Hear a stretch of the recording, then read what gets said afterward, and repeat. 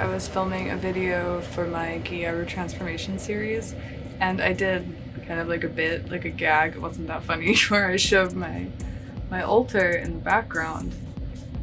And I don't think I've told you guys about it yet, so I'm gonna explain to you what that is. You've probably been seeing it pop up in my videos for a while now. It's my satanic altar, but it's also sort of a Hellenistic altar as well. So I got the Satanic Bible when I was on tour with the band, and I have videos up about that if you want to see and get a refresher. So during that time, that was the first time I read the Satanic Bible. And I love it. I think it's perfect. It fits me really, really well. If you're interested in it, buy it and read it. I'm not gonna read it to you. I don't think I'm necessarily here to educate on Satanism, but if you have questions, feel free to ask me. I'll do my best. I'm just trying to find there we go. I think a lot of people have a very strange idea of Satanism. So any questions you have, let me know. I will answer them. I wasn't sure what to expect when I first got into Satanism, but what I found was something I really, really needed. So I think the best way for me to explain to you why I chose Satanism is to read you the 9 satanic statements, and you just see what you hear, and maybe it would be self-explanatory. Satan represents indulgence instead of abstinence. Satan represents vital existence instead of spiritual pipe dreams. Satan represents undefiled wisdom instead of hypocritical self-deceit.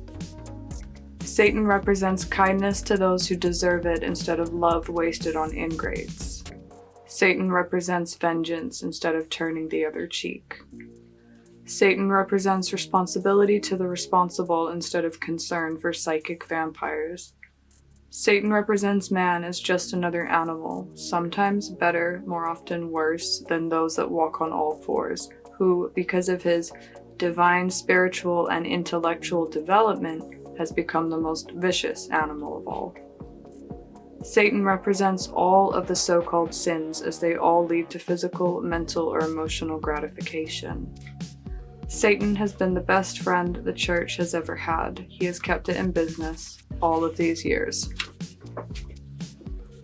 So recently I got into it on TikTok. I didn't realize this, but I grew up with this belief that Satan was the good guy. And I was raised Anglican first, then I went to a Catholic primary school where we had to go to Mass. And then I ended up being baptized Mormon when I was 8, and I went all through seminary, which is early morning Bible study every single day of the week before high school.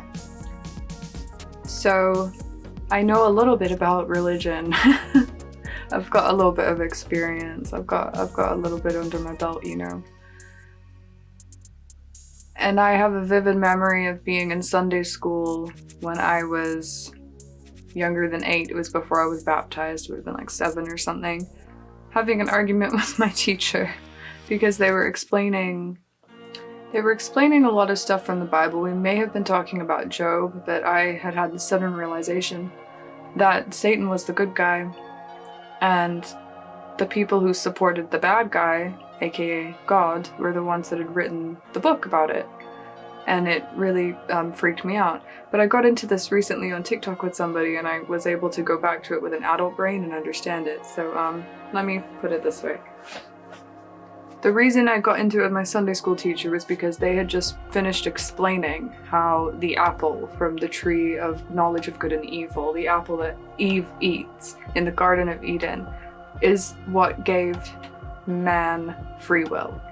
Because before the apple, Adam and Eve were little puppets. Anything God said they would do. They didn't know anything unless God told it to them. When they ate the apple, suddenly they knew everything. They knew right from wrong, which gave them the ability to have free will and make their own decisions. Otherwise, they were constantly waiting for God to tell them what to do.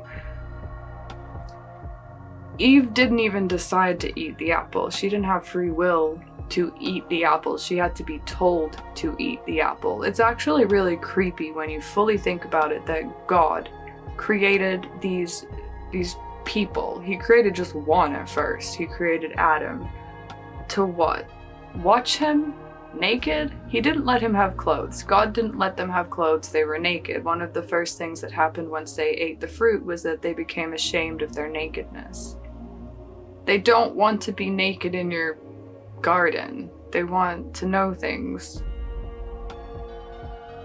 And Satan was the snake that convinced Eve to eat the apple. Satan gave us free will, and this is also why he was cast out of heaven. When you read the Bible and stuff, they try to spin it as though Satan became he had too much of an ego. What's the word for that? He is too prideful? I think that's how they describe it in the Bible. Help me out here. They say that Satan was cast out because he was trying to be bigger than God. You know, he was questioning God. He was asking God, why are you keeping them naked in the garden? And why are you not giving them knowledge? And it seems wrong. And Satan had an issue with it. And he sacrificed his perfect life in heaven with God. Satan was supposed to be God's right-hand man, and he was cast out for questioning God's judgment when it came to Adam and Eve. The story they feed you about Jesus and everything, that's Satan. It's like they say, like Jesus died, so like died for our sins or whatever, but really Satan sacrificed his life to give us free will, us, God's little experiment, his little pastime, his little ant farm. Lucifer was cast out for advocating for us little tiny stupid things.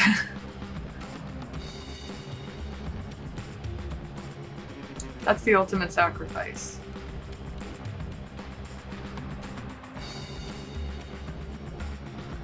And so I've always had this knowledge, I've just always known that God's the bad guy. It's so painfully obvious when you read Job, the story of Job. That's not a good guy. That's not a good person. So I worship him. My life turned around once I found Satan. There's more than... I'm trying to find a list. I have to get my phone, I'm sorry. Okay. So I can't find it in the book. I know it's in there somewhere, but I can find it right here. The 11 Satanic Rules of the Earth. This is what really changed my life, and I am still struggling with it a little bit, but following these has made me healthier. It's the best way I can describe it, like mentally healthier. Okay, 11 rules. Number 1, do not give opinions or advice unless you're asked.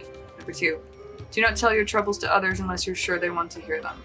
3, when in another's home, show them respect or else do not go there. 4, if a guest in your home annoys you, treat them cruelly and without mercy. 5, do not make sexual advances unless you are given the mating signal.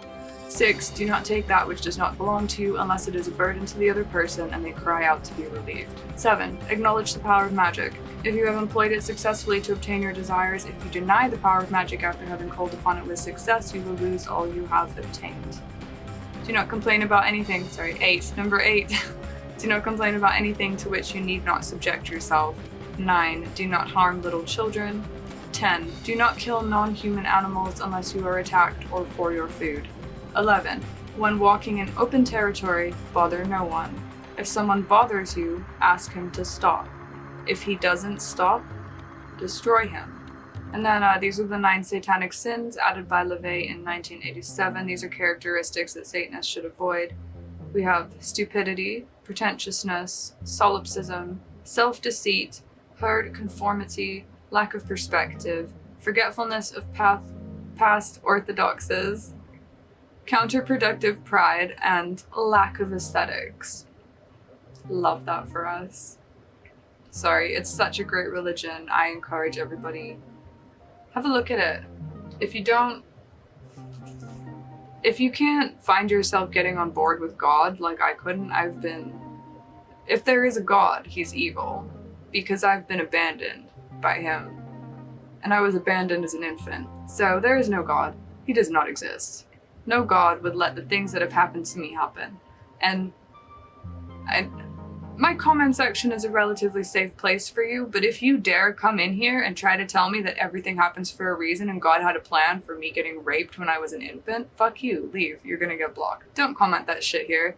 Don't comment that. You can comment basically anything else. Don't comment that God had a plan for me. Okay.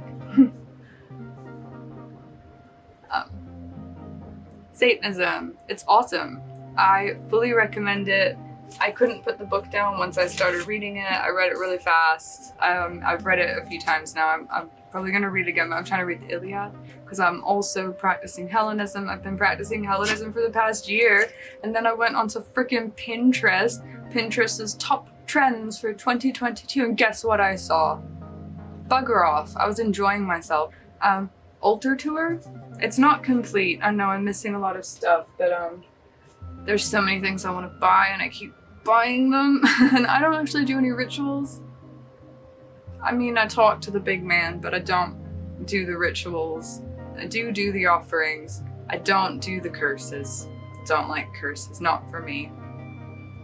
Not yet. Maybe later. But sorry, my chair is stuck. I don't normally pull it back here. These are my candles. For a satanic altar, you want a white candle, which represents Christianity. It goes on the right-hand side. And you want the black candle. I have moonstone because that's the crystal I like. It's the only one I like because it's supposed to give you psychic abilities, and sometimes I dream the future. And I went to a doctor and I got cleared. I'm not having temporal lobe seizures, so I am in fact actually dreaming the future. So I put these on my altar. I'm not a crystal person, I just like these ones. Here's my Baphomet, he's lovely. I'm a little bit sad that he doesn't have titties. Baphomet is supposed to have lovely jubblies, but this guy just has hefty pecs. Love him, gorgeous. Sometimes I give him a little pet. Look at his little hooves. Solve coagula, can't pronounce it. It means dissolve and coagulate, which means come together again. This is my Hades. He is my primary Hellenistic deity.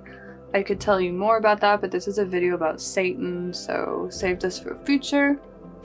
I love him. He came from Greece. He has a little coin in the back. I bought them all from the same place on Etsy. If you go to Etsy and look for Hellenistic statues, you can probably find the same place.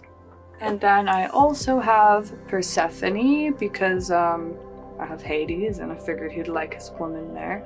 And I have Aphrodite, and it's a little bit silly that they share a shelf because I thought that these ladies did not really like each other. Something about a man named... Shit, what was his name? They fought over a man, didn't they? There was a man. She brought him down and she looked after him, and then when she wanted him back, she was like, fuck no. There was a guy, they fought over him, but they hang out together on my shelf now, and they are good buds. Yeah, Persephone, I leave her offerings more than I leave Aphrodite offerings, but I do think it's funny that when I started working with Aphrodite, you can see my physical appearance change. Oh, I've never really read a book on how to do this, I just do what feels right. So here's some shells that I found up in my craft room that I brought down, and I'm leaving them by my altar, and I'm gonna turn them into something really cool and dedicate it to Aphrodite because she does like shells. This is my offering thing. It's a stork thing I got at Value Village and I really like it. There's coins in here for Hades. My old engagement ring is in here because it holds a lot of significance, emotional significance. It's a bottle of perfume I gave to Hera, who isn't represented on my thing. There's a little note I wrote for Persephone. Sometimes I bury these, sometimes I burn them. These things, this is the leg from and the arm from my teddy bear that I've had since I was a child. Like, I feel like this holds so much emotional weight and emotional significance that if I ever need a big favor, I will give that. But they are here just dedicated so they know that it's for them. I also have, I can't show that one, it's little boobies. I made these little things out of air dry clay. This is a YouTube logo, and I wanted to like dedicate the work that I do on YouTube to a god, so I put that in there. And like, I feel like such a nerd right now. Oh my god. And then I keep incense in the bottom that I light sometimes, and I have that light, and I feel like when I turn that light on at the bottom, it means I'm asking for companionship and guidance and all that fun stuff. But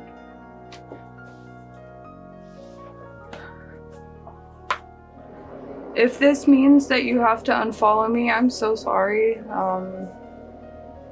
Sad to see you go, but I understand. I'm not gonna beg you to stay or nothing. I think that would be a little bit weird. It's your decision.